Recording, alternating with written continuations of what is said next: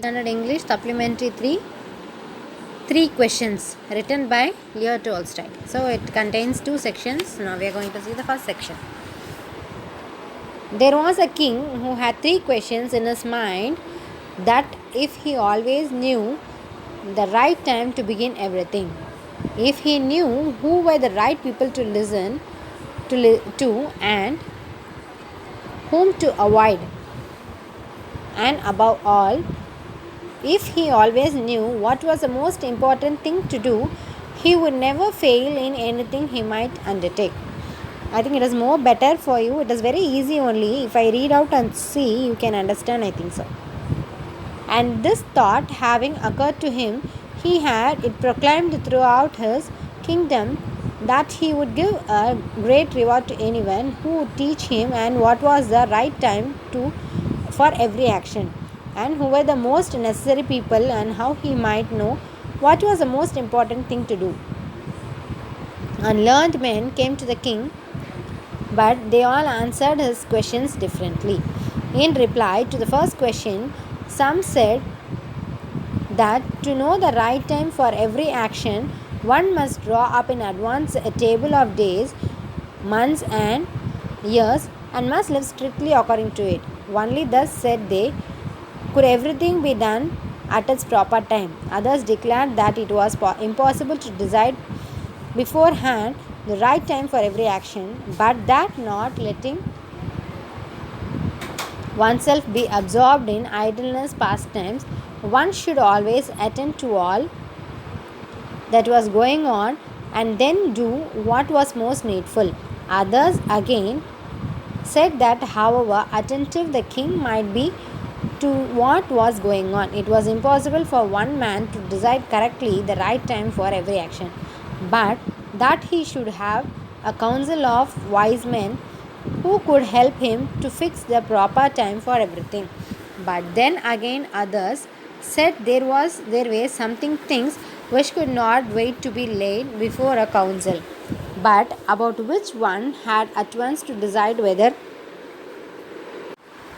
and thus said they, could everything be done in the proper time. Others declared that it was impossible to decide beforehand the right time for every action, but that, not letting oneself be absorbed in idle pastimes, one should always attend to all that was going on, and then do what was most needful. Others again said that, however attentive the king might be to what was going on, it was impossible for one man to decide correctly the right time for every action, but that he should have a council of wise men who would help him to fix the proper time for everything. But then again, others said there were something which could not wait to be laid before a council, but about which one had at once to decide whether to undertake them or not. But in order to decide them, one must know beforehand what was going to happen. It is only magicians who know that, and therefore, in order to know the right time for every action, one must consult magicians. Equally, various were the answers to the second question. Some said the king most needed were his counselors, others the priest, others the doctors, while someone said that the warriors were the most necessary.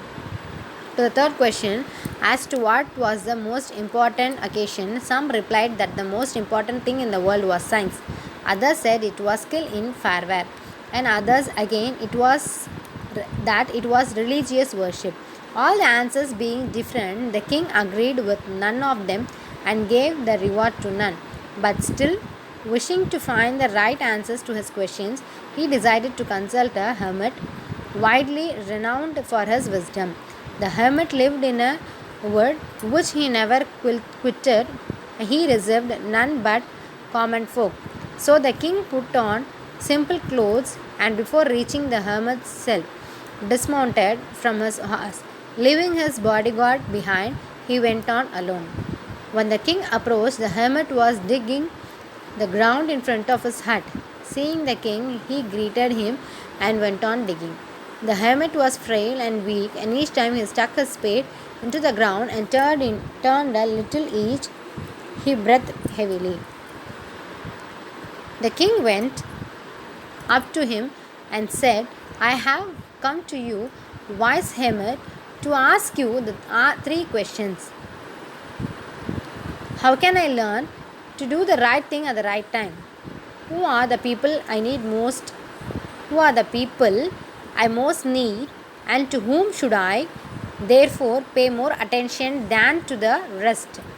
And what are the most important things I need my first attention? The hermit listened to the king but answered nothing. He just pat on his hand and recommended digging. You are tired, said the king. Let me take the spade and work a while for you. Thanks, said the hermit, and giving the spade to the king, he sat down on the grounds. When he had dug two beds, the king stopped and repeated his questions. The hermit again gave no answer, but rose, stretched out his hands for the spade, and said, Now rest a while, and let me work a bit. But the king did not give him the spade, and continued to dig. 1 hour passed, and another.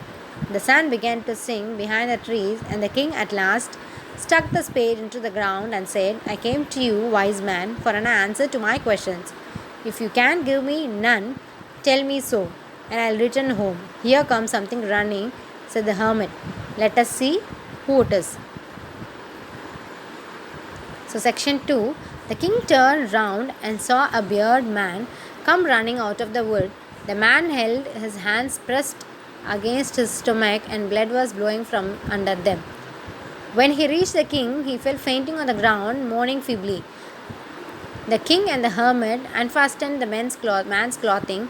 There was a large wound in his stomach. The king washed it as best he could, and bandaged it with his handkerchief and with the towel the hermit had.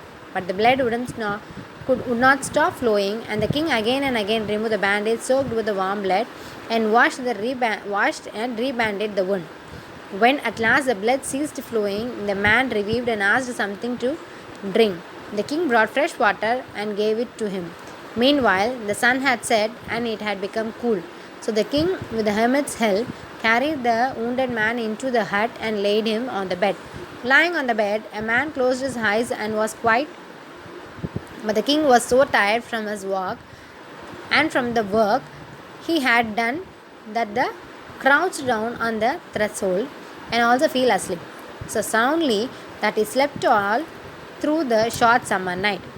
When he awoke in the morning, it was long before he could remember where he was, or who was the strange bearded man lying on the bed and gazing instantly at him with shining eyes. Forgive me, said the bearded man with a weak voice, when he saw that the king was awake and was looking at him. I don't know you and have nothing to forgive you for, said the king. You do not know me, but I know you. I am that enemy of yours who swore to revenge himself on you because you executed his brother and seized his property. I knew you had gone alone to see the hermit, and I resolved to kill you on your back. But the day passed, you did not return. So I came out from your ambush to find you, and came upon your bodyguard, and then recognized me and wounded me. I escaped from them, but should have bled to death had you not dressed my wound. I wished to kill you, and you have saved my life.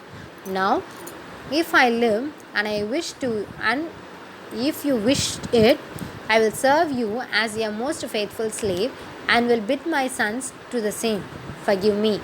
The king was very glad to have made peace with his enemy so easily, and to have gained him for a friend,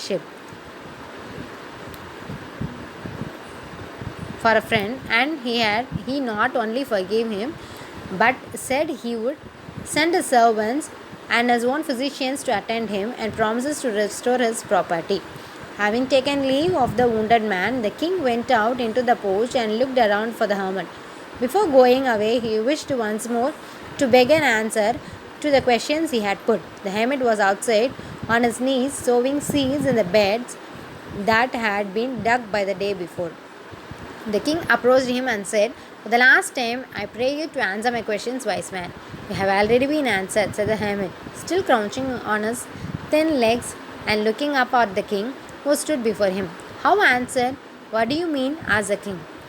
Do you not see? Replied the hermit. If you have not permitted my weakness yesterday and had not dug these beds for me, but you had gone your ways, that man wouldn't have attacked you and you would have repented of not having stayed with me. So, the most important time was when you were digging the beds, and I was the most important man, and to do me a good was your most important business. Afterwards, when that man ran to us, the most important time was when you were attending him, and for if you had not bound up his wounds, he would have died without having made peace with you. So, he was the most important man, and what you did for him was the most important business. Remember then, there is only one time that is important now. It is the most important time because it is the only time when we have any power. The most necessary person is the one with whom you are, for no man knows whether he will ever have dealings with anyone else. And the most important affair is to do that person good, because for that purpose alone was man set into his life. So here is about the poet.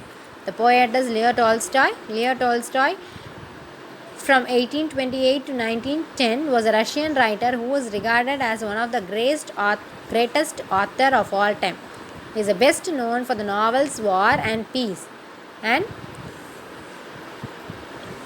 so two novels he has written. He is the very best novels of War and Peace, written in 1869, and Anna Karenina 1877. Thank you.